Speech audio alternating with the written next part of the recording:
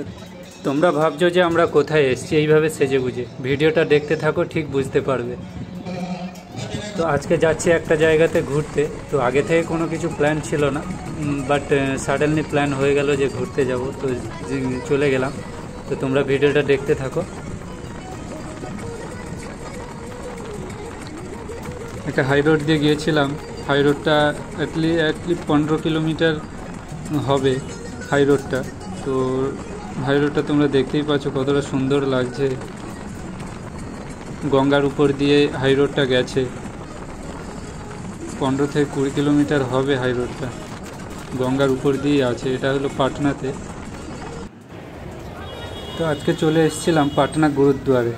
তো আমি তো এসেই অবাক যে এর আগে আমি কোনো দিন আসিনি, বাট এখানে এসে এত সুন্দর লাগছে মন্দিরটা।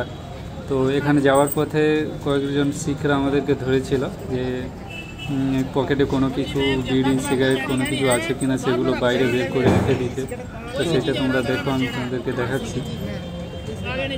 নেই কথাগুলো শোনো তাদের। নেই আমরা তো খাতেই নেই।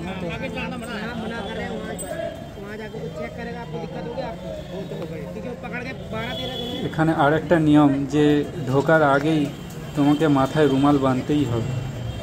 ছেলেদের বয়সরা যারা আছে মাথায় রুমাল বাঁধতেই হবে, আর যারা লেডিজ আছে তাদেরকে ঘুমটা দিয়ে ঢুকতেই হবে ভেতরে। না হলে তোমাকে দূর থেকে ডাক দিয়ে বলবে যে ঘুমটা দেওয়ার জন্য, রুমাল বাঁধার জন্য। তারপরে এখানে আমরা জুতো টুতো রেখে পাটা ধুয়ে চলে গিয়েছিলাম।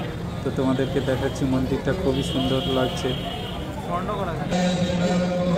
তো দেখেই অবাক, এত কালারফুল। তো আমি আর আমার তিনজন বন্ধু গিয়েছিলাম, সঙ্গে আরও অনেকেই ছিল, মেয়েরাও ছিল। তাদেরকে ভিডিওতে আসা বারণ, তো তাদেরকে ভিডিওতে নিয়ে আমি। তো আমরাও মাথায় করে রেডি হয়ে গিয়েছিলাম। অনেক ঘোরাঘুরি হলো, আনন্দ হলো।